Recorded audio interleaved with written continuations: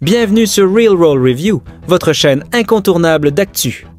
Aujourd'hui, on plonge au cœur de la conférence annuelle des développeurs d'Apple. Une série d'innovations centrée plutôt sur l'interface et le user experience. Après 12 ans sans changement majeur depuis iOS 7, Apple dévoile enfin un nouveau design pour ses iPhones avec iOS 26. Oui, Apple passe directement de iOS 18 à 26 pour aligner la numérotation sur l'année en cours, comme pour macOS ou watchOS. Plus logique et surtout plus clair. Mais ce qu'on retient surtout, c'est ce nouveau design qu'Apple appelle Liquid Glaze.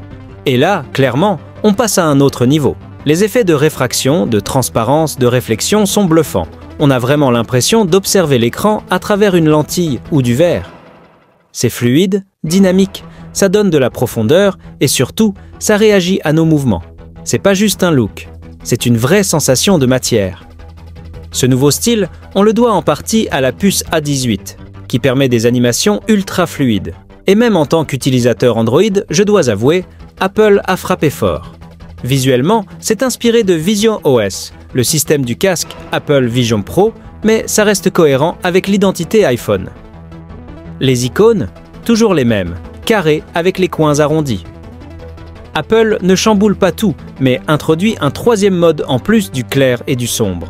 Un mode transparent qui exploite à fond ces nouveaux effets visuels.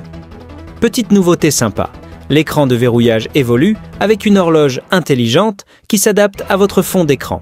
Si vous avez une photo avec votre chien, l'heure peut apparaître juste derrière sa tête, de manière fluide, sans jamais nuire à la lisibilité.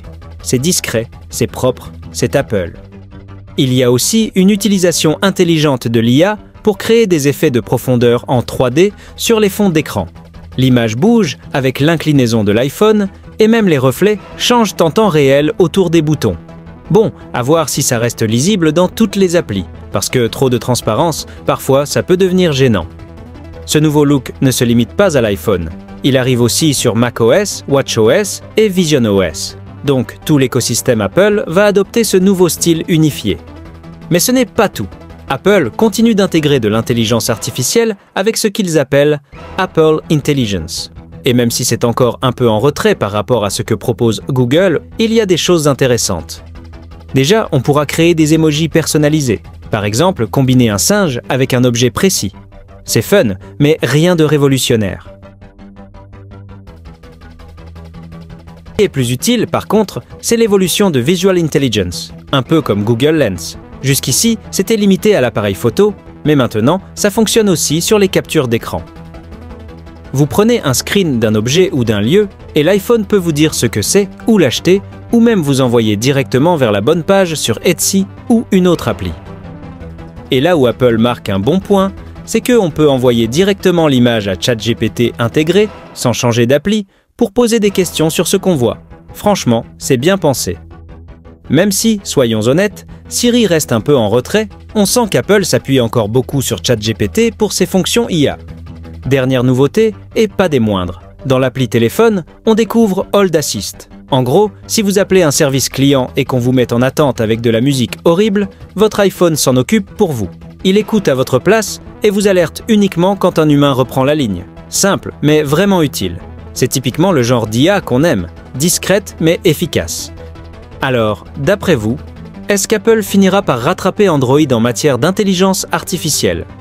Comment avez-vous trouvé les nouveautés présentées cette année? Est-ce qu'on a enfin droit à un vrai tournant technologique? Ou est-ce que Apple continue juste de polir ce qu'il a déjà, sans vraiment innover? Nous aimerons beaucoup connaître vos avis, vos coups de cœur, vos déceptions aussi. N'hésitez pas à partager tout ça en commentaire. Et si ce genre de contenu vous parle, pensez à vous abonner, liker la vidéo et activer la cloche. Ça fait toujours plaisir et ça aide vraiment la chaîne à grandir. À très bientôt pour une nouvelle analyse tech.